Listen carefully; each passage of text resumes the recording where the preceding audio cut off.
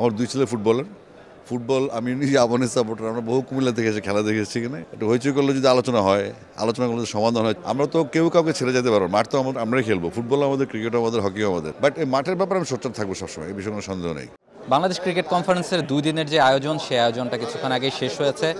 আসিফ ভাই, 64 জেলার সাথে আপনারা কানেক্ট করতে পারলেন এই 2 দিনে। কতখানি মনে হলো যে আসলেই দূরত্বটা আসলে কমানো গেল? এটা খুব একটা ভালো কাজ হলো এই কনফারেন্সটা। কারণ এই 2 দিনে আমাদের 64 ডিস্ট্রিক্টের ডেলিগেটসরা, জেলা ক্রীড়া অফিসার, কোচ, নারী উদ্যোক্তা এবং কাউন্সিলর, এই অর্গানগুলি আসলে খুব প্রয়োজন ছিল একসাথে হওয়ার। এবং আমরা ওপেনলি ডিসকাশন করতে পেরেছি আমাদের কাউন্সিলরদের প্রবলেমগুলি কোথায়, আমাদের ডিরেক্টর কি দিতে পারবেন, আমরা জেলা ক্রীড়া অফিসার, মানে যার যার যে অ্যাঙ্গেল থেকে যে যে ভূমিকাগুলি আমরা একটু সমন্বয় করার চেষ্টা করেছি। অনেক কিছু জানতাম না, জানলাম। অনেকে প্রশ্ন করেছে, অনেক কিছু শিখেছি। আর সবচেয়ে বড় কথা হচ্ছে একই ছাদের নিচে আমরা পুরো বাংলাদেশ এখানে। এটা খুবই জরুরি, গুরুত্বপূর্ণ একটা ইস্যু ছিল যে আমরা টেলিফোনে কাজ করি বা কেউ বিচ্ছিন্নভাবে কাজ করে যায়। বাট এইবার এই কনফারেন্সের মাধ্যমে আমরা সবাই একীভূত হয়েছি এবং আমাদের কথাগুলো বলতে পেরেছি। ভবিষ্যতে এটা কন্টিনিউ করবো ইনশাআল্লাহ, আশা করি। আপনার কাছে ছোট করে একটু জানতে চাই, আপনার একটা কথা নিয়ে অনেক আলোচনা সমালোচনা হয়েছে, যদিও আপনি ক্রিকেটের সাথে বলেছেন যে যেন মাঠটা ক্রিকেটাররা খুঁজে পায়। ফলে মনে হয় কিনা যে টেবিলের মাধ্যমে বসে এটার একটা সমাধান করা সম্ভব? দেখেন, আপনার তো আসলে আপনি পদক্ষেপ নেবেন কখন? আমি আক্রান্ত হলি তো, আমি তো আক্রান্ত হয়েছি। আমি সেসব গল্প করতে চাই না। আমার দুই ছেলে ফুটবলার। ফুটবল আমি নিজে আবাহনীর সাপোর্টার। আমরা বহু কুমিল্লা থেকে এসে খেলা দেখে এসেছি এখানে ঢাকা এই পুরোনো স্টেডিয়ামে। তো কিন্তু আমার খেলতে হবে। এই উইন্টার যদি চলে যায়, আমার তো মনে করেন এই 6টা এজ লেভেল টুর্নামেন্ট আছে। তো আমি তো এখন নভেম্বর শেষ হয়ে যাচ্ছে, মাঠ পাচ্ছি না। তো সাপোজ কুমিল্লা 24 তারিখ আবাহনী মোহামেডান খেলা, এটাতে কুমিল্লার কিছু যায় আসে না এই খেলাটা দিয়ে, তাই না? এটা ক্লাব খেলা, তো ক্লাবের তো মাঠ থাকবে। এত বছর ধরে তারা ক্লাব, তারা নিজস্ব মাঠ করে ফেলবে না? বসুন্ধরা যেমন নতুন এসে মাঠ করে ফেলছে। তো তাদের মাঠ থাকলে আমাদের সুবিধা কি, জেলার কাছে একটা মাঠ থাকে। তো একটা মাঠ থাকলে এই যে সারা বছর বাচ্চারা প্র্যাকটিস করে, ওদের তো একটা খেলার জায়গা লাগবে। এবং তারা যে একাডেমিগুলো আছে, স্কুল টুর্নামেন্ট হবে, লিগ হবে, রেলিগেশন হবে বা কোয়ালিফাইং হবে, এবার মাঠ লাগবে। তো আমি দেখলাম যে আসলে এই মাঠের হিসাবটা ফোকাসের বাইরে চলে যাচ্ছে, কিন্তু সেটা সবচেয়ে জরুরি আমাদের প্ল্যানগুলো। তো চিন্তা করলাম যে একটু হইচই করলে যদি আলোচনা হয়, আলোচনা করলে যদি সমাধান হয়। চিঠি খেলাম, শোকজ খেলাম, কোনো সমস্যা নেই।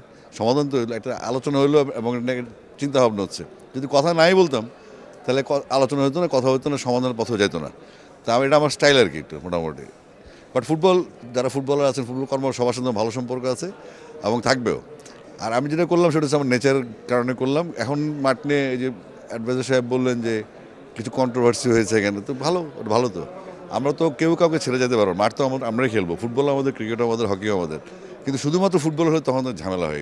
একটু আগে খবর পেলাম এই যে আপনার পঞ্চগণনা কোথায় ফুটবল খেলা শুরু হয়ে গেছে, লিগ বন্ধ করে। তো এগুলো তো বাজে নিউজ। এগুলো তো সমন্বয় করতে হবে। জেলা ক্রীড়া পরিষদ, সংস্থা, আমাদের যে এনএসসি, ন্যাশনাল স্পোর্টস কাউন্সিল, জেলাগুলোকে ওভাবে ডিক্টেট দিবে যে সারা বছরের ইয়ার ক্যালেন্ডারটা কী হবে, কে কখন মাঠ বরাদ্দ পাবে।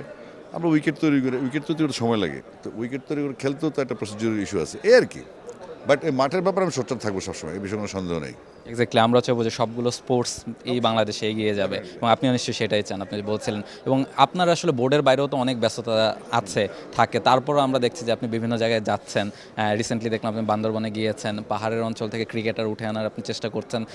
যতখানি গিয়েছেন, কি মনে হচ্ছে, তাদের কাছ থেকে কেমন সাড়া পাচ্ছেন, বা কতখানি আশা আসলে নিজের মধ্যে দেখছেন? আমরা আসলে